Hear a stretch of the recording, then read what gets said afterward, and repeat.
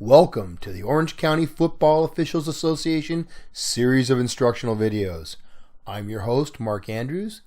This video will discuss pre-snap responsibilities, also known as the pre-snap progression. What do we mean by pre-snap progression? Before I answer that question, I want you to consider that as players and fans, we have all been conditioned to think of a football game as being made up of a series of plays, also known as downs. As officials, while downs are important, it's much more important to break the game into periods of time when the ball is live and when the ball is dead. Why is this important? Because the rules dictate that certain activities are only legal during a live ball or a dead ball. A simple example would be a substitute entering the game while the ball is live. It's a foul, while it's perfectly legal during a dead ball. Conversely, a player being blocked or tackled is perfectly legal during a live ball, while the same action would be a 15-yard personal foul during a dead ball. The distinction between live ball and dead ball is also important to determine where a penalty is enforced. We aren't going to discuss penalty enforcement here, but I want you to understand that knowing when a ball is live and when it's dead is a key part of officiating. So let's get back to the original question. What do we mean by pre-snap progression? The pre-snap progression is a series of actions that an official at a given position will undertake once the ball becomes dead. So the first thing we're going to learn is, when does a ball become dead? Let's turn to the rule book.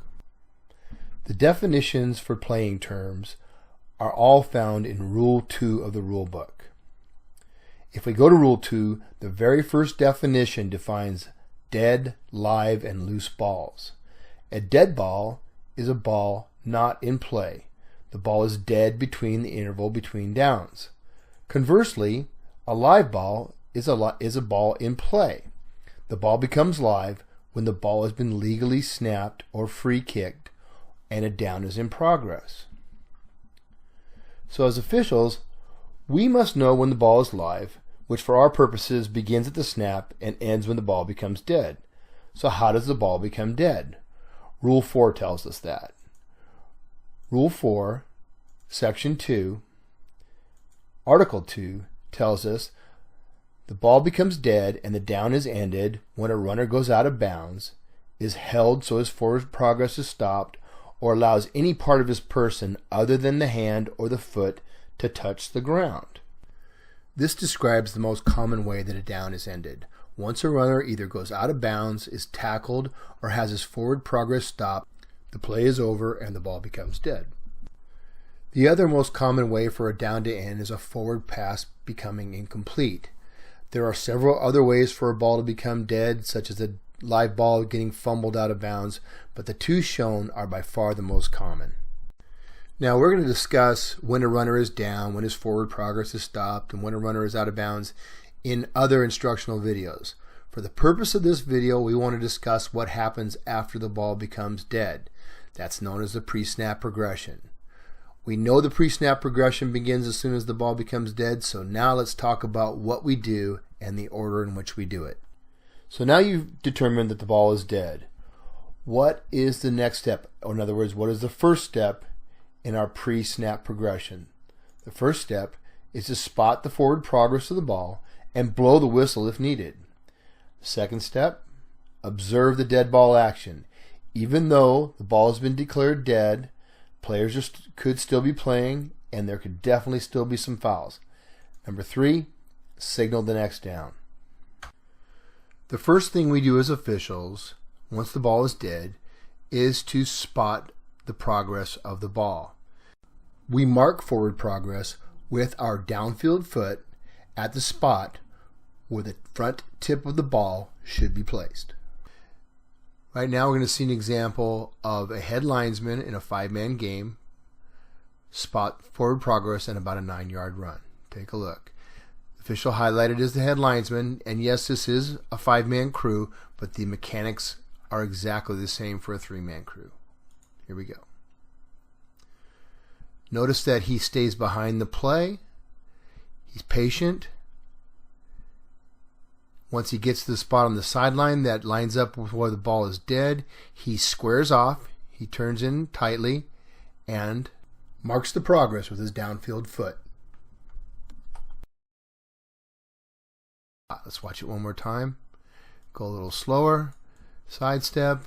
Nice trot. Stops. Squares. And that's the progress spot. Notice as he's coming in, he has his hand up and he is signaling the next down. On this play, we're going to see an example of a runner's forward progress being stopped. Let's watch it in real time. As soon as that whistle is blown, play is over and we're doing our dead ball progression. Now let's take a look at that in slow motion. Runner's progress is stopped at the 35. Both officials spot and mirror each other. The whistle is blown. Hand comes up with the next down. And notice both officials are observing the action after the dead ball. So the second step in our progression is to observe dead ball action. And why do we say that? Because there's a definite potential for fouls after the ball is dead. Let's look at two examples. The first one here is a player coming in late to hit the pile for no good reason. Just take a look.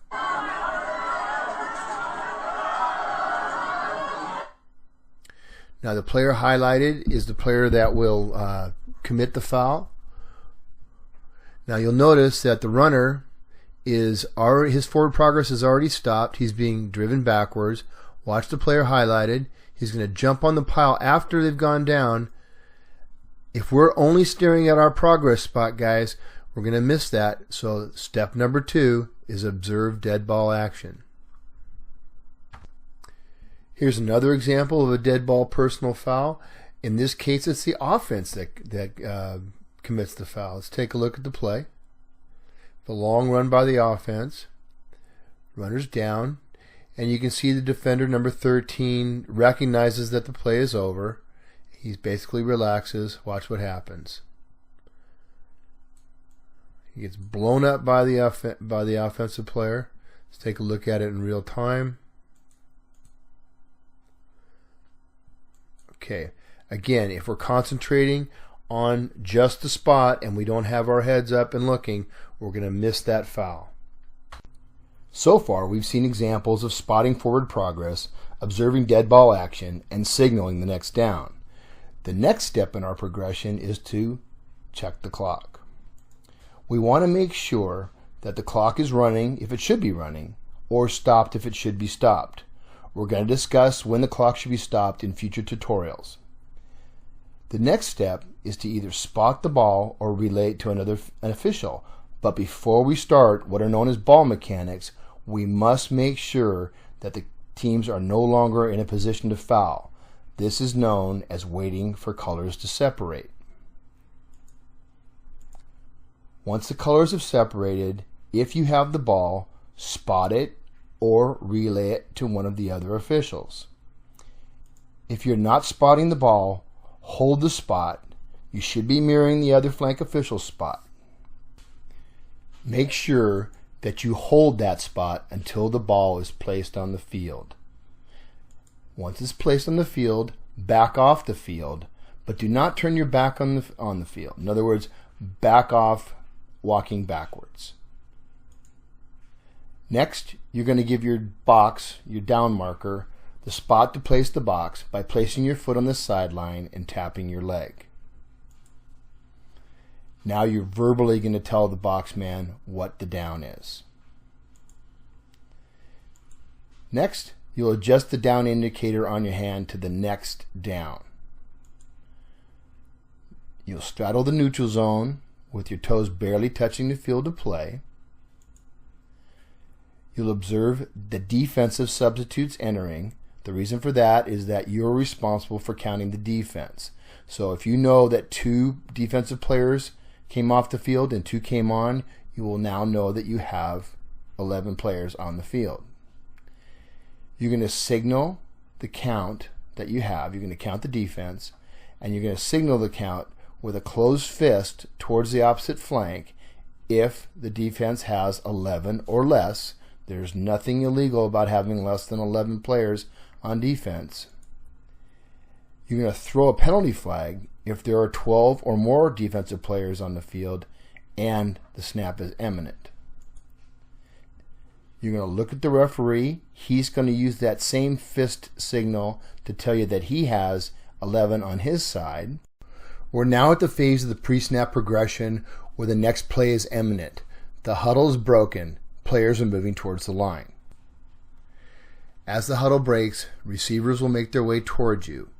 If the widest receiver or any of the receivers ask or look at you, tell them they are on or off, either verbally or with a signal. Signal the line judge if the widest receiver is off. Signal with 2 fingers and a low, slow arc if 2 are off. Acknowledge the signal from the line judge if his man is off and yours is not. If any other official calls a dead ball foul, stop the clock. Once the offense becomes set, count to 1 to be sure they are set before the snap or the shift. Well, that's it for this presentation of pre-snap progression. I hope you learned something. If you're a new official and you're watching this, please don't feel overwhelmed by this. This isn't a video that we want you to come back to time and again to remind yourself of what you want to do between the end of one play and the beginning of another. We'll be covering a lot of the concepts that you've heard about in other videos and, of course, in the classroom. So again, don't worry. We got you covered. This is Mark Andrews signing off.